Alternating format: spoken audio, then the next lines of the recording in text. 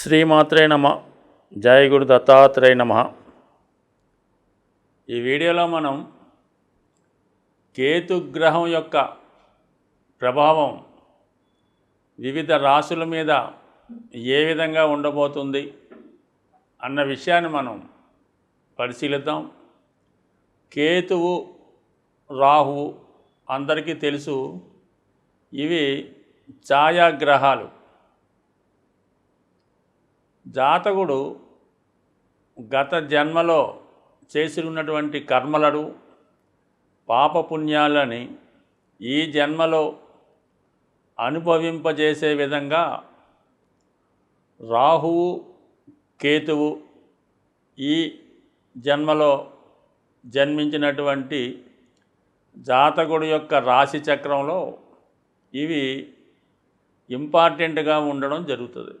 జాతకుడు ఎటువంటి జీవితాన్ని ప్రారంభిస్తాడు, ఎవరి సంతానంగా తల్లిదండ్రుల యొక్క అదృష్టం ఏ విధంగా ఉంటుంది, వారికి జాతకుడు ఏ విధంగా ఉపయోగపడతాడు అన్నది కూడా ఈ రాహు కేతువులు జాతకంలో ఉన్నటువంటి స్థితిని బట్టి ఆధారపడి ఉంటాయి. మనం ఇప్పుడు కేతువు గురించి తెలుసుకుందాం. కేతువు జ్ఞాని. రాశి చక్రంలో సహజ అష్టమ రాశి అయినటువంటి వృశ్చిక రాశిని స్వక్షేత్రంగా కలిగి ఉంటాడు. అంటే కుజుడితో పాటు మరి కేతువు కూడా దానికి అధిపతిగా షేర్ చేసుకోవడం జరుగుతుంది. కుజుడు అగ్నితత్వ గ్రహం, రాహువు అగ్నితత్వ గ్రహం. అగ్నితత్వ గ్రహం అంటే దహించి వేస్తుంది, అగ్ని ప్రమాదాలకు కారణమవుతుంది. అంటే ఏదైనా ప్యూరిఫై చేస్తూ ఉంటుంది.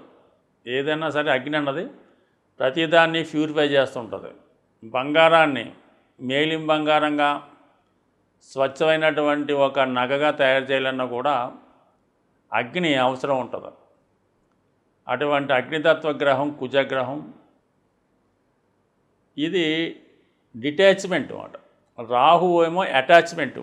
అంటే రాహు కేతువుల్లో రాహు మొండంగాను, రాహు తలగాను, కేతువు తలలేని మిగతా శరీరాన్ని చెప్పడం జరుగుతూ ఉంటుంది. అయితే కేతువు తలలేని శరీర భాగాన్ని మనకి చెప్తూ ఉంటుంది. ఒక వ్యక్తి తలలేని ఒక వ్యక్తి హృదయంతో ఆలోచిస్తూ ఉంటాడు. తల ఉన్న వ్యక్తి అంటే మామూలుగా రాహు ఏంటంటే కోరికలకు కారణం అవుతుంటుంది. దానికి తల ఉండడం వల్ల అనేక రకాల ఆలోచనలకి, అనేక రకాల కోరికలకి కారణం అవుతుంటాడు. భూమి మీద ఉన్నటువంటి సమస్త భోగాలు, సమస్త వైభోగాలు అన్నీ కూడా తనకే కావాలనే దురాశాపరుడు రాహు. అయితే కేతువుకి తల లేకపోవడం వలన భూప్రపంచం మీద ఉన్నటువంటి అన్ని కష్టాలకి, అలాగే అంత వైరాగ్యానికి, ఏమీ ఆశించకుండా ఫలితాన్ని పొందడానికి, అంతరించిపోతున్న సంస్కృతిని, జాతిని కాపాడడానికి కేతువు కారణమవుతుంటాడు. కేతువు చాలా జాలి అయిన హృదయాన్ని కలిగి ఉంటాడు. ఏది ప్రతిఫలం ఆశించకుండానే హెల్ప్ చేసే ప్రయత్నం చేస్తూ ఉంటాడు. ఎవరు ఏమి చెప్పినా కూడా దాన్ని అంగీకరిస్తూ ఉంటాడు. ఎవరిని బాధ పెట్టే ఉద్దేశం కూడా ఉండదు. ఈ విధంగా కేతువు ఏమీ లేనితనానికి పూర్తిగా వైరాగ్యంలో ఉన్నటువంటి అవధూతలకి, అటువంటి లక్షణాలు కలిగి ఉన్న వాళ్ళకి కేతువు కారణం అవుతుంటాడు. కేతువు లగ్నమందు ఉన్న జాతకుడు ఇతరులకు ఉపయోగపడాలనే ఆలోచన చేస్తుంటాడు. తన దగ్గర ఉన్నటువంటి సర్వస్వం ఇతరులకు ఇవ్వాలని ఆలోచిస్తూ ఉంటాడు. లేని వారిని ఎంకరేజ్ చేస్తుంటాడు. చదువు రాని వారికి చదువు చెప్పే ప్రయత్నం చేస్తూ ఉంటాడు.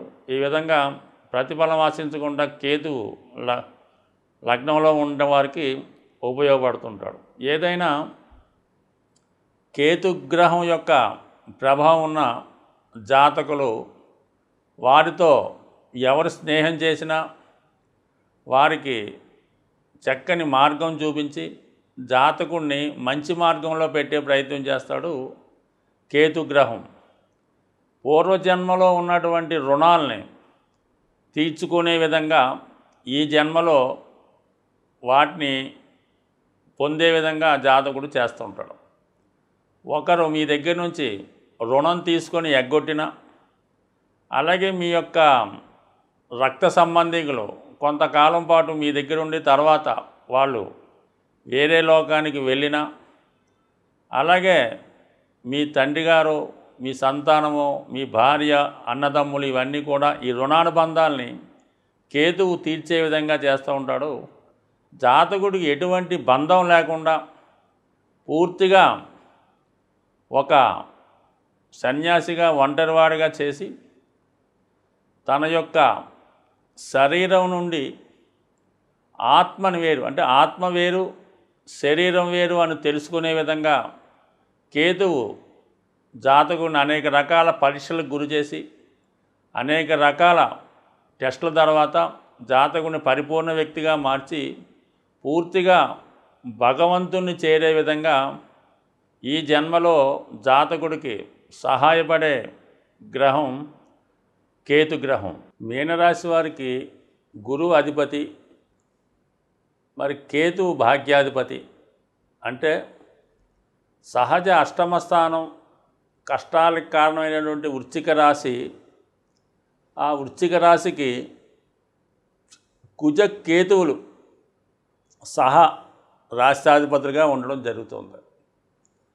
అటువంటి కేతువు మరి మీనరాశి వారికి భాగ్యాధిపతి అవుతారు. అంటే వీళ్ళు కష్టాల నుంచి అదృష్టాన్ని వెతుక్కోవలసి ఉంటుంది. అంటే ఏదైనా వాళ్ళకి వ్యతిరేకంగా ఉన్నది వాళ్ళు అనుకూలంగా మార్చుకోవాలన్నమాట. ఎలా మార్చుకోవాలి? కేవలం దైవభక్తితో, ఓర్పుతో, సహనంతో జీవితంలో గెలవలసి ఉంటుంది. అంటే ప్రతిదీ కూడా వీళ్ళకి ముందు చాలా అల్లకల్లోలంగా, అయోమయంగా, చాలా భయంకరంగా ఉంటుందన్నమాట. ఎందుకంటే మరి వృశ్చిక రాశి అష్టమం కాబట్టి అందులో నుంచే వీళ్ళు అదృష్టాన్ని వెతుక్కోవలసి ఉంటుంది. అది ఖచ్చితంగా అది వీళ్ళకి లభిస్తుంది. దానితోనే వీళ్ళు మోక్షాన్ని, అంటే డెస్టినేషన్ అన్నమాట, వాళ్ళు అనుకున్నది సాధించడం. కేవలం మోక్షం అనుకుంటే భగవంతుని చేరడుకున్నది కూడా ఒక విధంగా కొందరి లక్ష్యం అవ్వచ్చు, కొందరి లక్ష్యం వేరుగా ఉంటుంది. ఏదో ఒక ఉద్యోగంలో ఆ స్థాయికి వెళ్ళాలని, లేదంటే ఈ స్థాయిలో ఈ ధనం సంపాదించాలని, లేదంటే ఆ సినిమా చరిత్రలో ఆ విధంగా ఉండాలని ఒక లక్ష్యం ఉంటుంది ఎవరికైనా సరే. ఆ లక్ష్యం చేరుకోవడంలో ఈ అనేక రకాల ప్రమాదాలు, అనేక రకాల స్ట్రగుల్స్ నుంచి వీళ్ళు విజయాన్ని సాధించాలి. అంటే అంత సునాయాసంగా వీళ్ళకి ఏది లభించదో. ఏదన్నా ఒక సముద్రంలో, నదిలో కొట్టుకుపోయిన దాన్ని వీళ్ళు మరి జాగ్రత్తగా ఈత నేర్చుకొని బాగా లోతుకి వెళ్ళి దాన్ని సాధించవలసి ఉంటుంది. అప్పుడు మాత్రమే వీళ్ళ విజయం సాధిస్తారు. బయటికి మాత్రం చాలా ఆకర్షణీయంగా, చాలా అందంగా కనబడే రాశి మీనరాశి. అంటే ఒక విధంగా మీనరాశికి గురువు అధిపతి. మరి వెస్ట్రన్ వాళ్ళు ఏం చేశారంటే ఇంద్రుడు అనే ఒక ఉపగ్రహం దాన్ని అక్కడ ఆధిపత్యం ఇవ్వడం జరిగింది. అయితే మరి ఇంద్రుడు స్వర్గానికి అధిపతి, అంటే అంత స్వర్గంలాగా ఉంటుంది ఆ మీనరాశి అనే ఉద్దేశంతో వాళ్ళు ఆ గ్రహాన్ని వాళ్ళు ఇక్కడ దానికి మీనరాశికి ఆపాదించడం జరిగింది. దానికి కారణం కూడా శుక్రుడు అదే రాశిలో ఉచ్చి పొందుతూ ఉంటాడు. అంటే శుక్రుడు ఉచ్చి పొందాడంటే ఆల్ కంఫర్ట్స్ అక్కడ ఉంటాయి. అలాగే గురువు స్వక్షేత్రం, దైవానికి సంబంధించింది, దేవాలయాలు అవ్వచ్చు, పుణ్యక్షేత్రాలు అవ్వచ్చు, ఆధ్యాత్మిక కేంద్రాలు, ఇవన్నీ కూడా గురువు అక్కడ ఉండడం వల్ల అవుతుంది. అది సహజంగా వ్యయరాశి అవటం వల్ల మరి జీవితంలో మరి మోక్షం కోరాలనుకున్నా, వాళ్ళు అనుకున్న గమ్యస్థానం చేరాలన్నా ఖచ్చితంగా మీనరాశి అదే. అందుకనే అది అంత అదృష్టంగా ఉండే అవకాశం ఉంది. జీవితంలో మీనరాశిలో ఏదైనా గ్రహం ఉంటే, వారి యొక్క జన్మజాతకంలో ఉంటే, వాళ్ళు ఖచ్చితంగా ఆ కారకత్వం ద్వారా జీవితంలో సక్సెస్ సాధించి వాళ్ళు అనుకున్న చేరే అవకాశం ఉంది. ఒకవేళ విదేశం వెళ్ళాలనుకుంటే ముందుగా ఒక ఎయిర్పోర్ట్కి చేరవలసి ఉంటుంది. అలాగే మీనరాశి కూడా అటువంటి భావాన్ని, అటువంటి లక్ష్యాన్ని చేరుకునే అత్యున్నతమైన స్థానం సహజ వ్యయస్థానం, సహజ మోక్షస్థానం. సుఖమైన నిద్ర కావాలన్నా, సుఖమైనటువంటి వైవాహిక జీవితం ఉండాలన్నా, వైవాహిక జీవితంలో కంఫర్ట్స్ ఉండాలన్నా ఇవన్నీ కూడా మీనరాశి బలంగా ఉండాలి. మరి అటువంటి మీనరాశి అధిపతి అయినటువంటి గురువుకి కేతువుతో సంబంధం ఉండడం వల్ల ఇటువంటి భోగాలు, ఈ కంఫర్ట్స్ ఇవన్నీ కూడా వదిలివేసి కేవలం ముక్తి కొరకు, వైరాగ్యం కొరకు జీవిత లక్ష్యం చేరుకునే ప్రయత్నం జరుగుతూ ఉంటుంది. అంటే అతని లక్ష్యం వేరుగా ఉంటుంది, మామూలు వాళ్ళకి అందనంత ఎత్తుగా ఉంటుంది. అదే శుక్రుడికి కేతువుకి సంబంధం ఉంటే కుటుంబ జీవితం మీద పెద్దగా ఆసక్తి ఉండదు, వివాహం అంటే ఇష్టపడరు, ఎటువంటి సౌకర్యాలు కోరుకోకుండా ఒక మంచి ఖరీదైనటువంటి కంఫర్టబుల్ కారున్నా కేవలం నడక మీదే ప్రయాణం చేస్తూ ఉంటారు, ఎక్కడికి వెళ్ళినా నడిచెళ్ళే ప్రయత్నం చేస్తూ ఉంటారు. ఒకరి సహాయం ఇష్టపడరు, ఒకరి ఆతిథ్యాన్ని స్వీకరించరు. ఎందుకంటే శుక్రుడు మరి ఉచ్చులో ఉంటాడు, దాన్ని కంప్లీట్గా వాడుకోని లక్ష్యాన్ని కలిగి ఉంటారు కేతు ప్రభావంలో. అంటే ఈ మీనరాశి వారు ఏదన్నా అటు దేహ సౌఖ్యాన్ని కోరుకోరు, అటు ఆర్థిక సౌఖ్యాన్ని కూడా కోరుకోరు మాట ఈ కేతువు యొక్క ప్రభావం వల్ల. సో ఆ విధంగా మరి ఈ మీనరాశి వారు మంచి లక్ష్యంతో వాళ్ళు అనుకున్న సాధించాలి, వాళ్ళు అనుకున్న గమ్యం చేరాలంటే ఖచ్చితంగా కేతువు కనెక్షన్ ఉండాలి. ఎందుకంటే భాగ్యాధిపతి కదా, దానికి అనుగుణంగా కొన్ని సౌఖ్యాలు కొన్ని వదులుకొని, కొన్ని బంధాలు వదులుకొని వెళ్తే వాళ్ళు అనుకున్న లక్ష్యాన్ని చేరుకొని మహోన్నత వ్యక్తిగా చిరస్థాయిగా నిలిచే పేరు సంపాదించే అవకాశం ఉంది. ఈ కలియుగంలో పరిహారాలు అంటూ ఉంటే రెండే గ్రహాలకి పరిహారం చేసుకుంటే సరిపోతుంటుంది. ఒకటి రాహుకి, రెండు కేతువుకి. మరి రాహుకి పరిహారం అంటే అమ్మవారి ఆరాధన, మరి కేతువు పరిహారం అంటే విఘ్నేశ్వరుడు. అందుకనే మరి ఈ కేతు అనుగ్రహం కావాలంటే విఘ్నేశ్వరుణ్ణి ఆరాధించవలసి ఉంటుంది.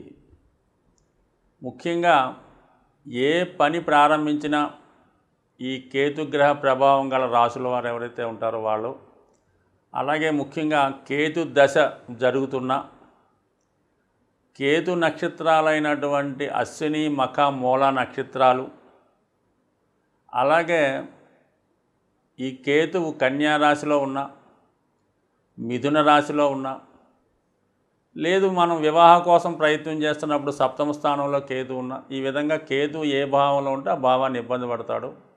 అసలు దేనికి సంబంధం లేకుండా జన్మజాతకంలో ఈ కేతువుకి బుధుడికి ఉన్న సంబంధం వల్ల కూడా జాతకుడికి అనేక ఆటంకాలు ఏర్పడడం జరుగుతూ ఉంటుంది. మరి దీనికి ఏకైక మార్గం కేతుగ్రహ ఆరాధన.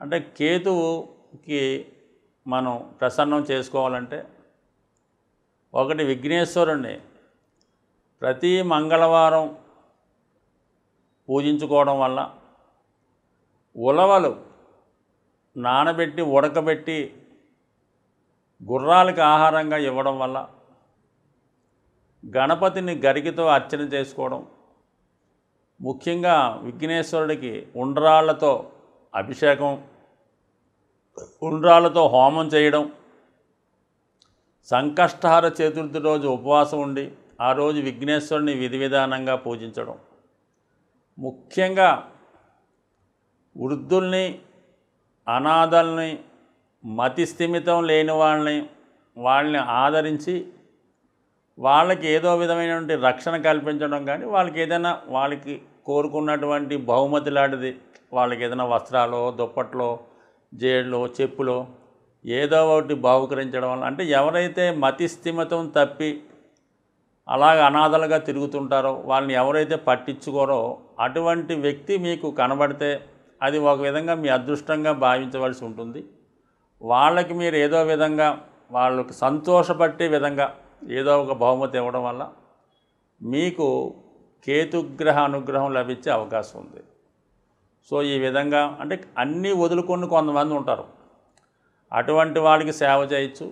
అలాగే మరి కొంతమంది కనబడుతూ ఉంటారు మీకు, వాళ్ళకు కూడా మీరు ఏదో విధంగా ఏదో ఒక సహకారం చేయడం వల్ల, ముఖ్యంగా సాధువులకి ఎండు ద్రాక్ష పంచిపెట్టడం కానీ వాళ్ళకి ఇవ్వడం కానీ, ఏదైనా విఘ్నేశ్వరుడికి డ్రై ఫ్రూట్స్ ప్రసాదంగా పెట్టి అవి చిన్నపిల్లలకి పంచిపెట్టడం వల్ల కంపల్సరిగా కేతు యొక్క అనుగ్రహానికి పాత్రలవుతారు. కంపల్సరిగా మీ యొక్క గృహంలో విఘ్నేశ్వరుడు చిత్రపటం ఉండి తీరవలసిందే. అలాగ ఉన్న రోజు మీకు ఎటువంటి ఆటంకాలు లేకుండా ఉండే అవకాశం ఉంది. స్వస్తి.